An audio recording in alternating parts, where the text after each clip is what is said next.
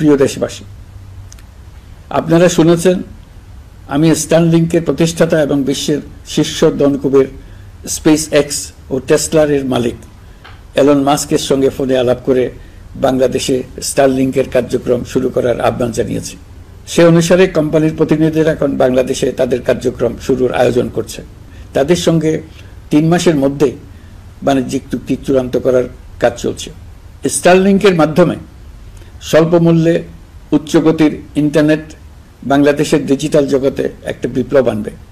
Starlink সেবা চালু হলে দেশের প্রতিটি গ্রাম, দ্বীপাঞ্চল, দুর্গম পাহাড়ি অঞ্চল অতি উচ্চগতির ইন্টারনেট সেবার আওতায় চলে আসবে।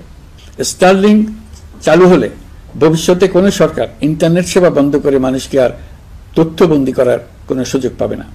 বাংলাদেশের প্রতিটি অঞ্চলে বিশ্বমানের শিক্ষা, স্বাস্থ্যসেবা, অর্থনৈতিক ক্ষেত্রে সকল নাগরিকের অংশগ্রহণ নিশ্চিত করা যাবে।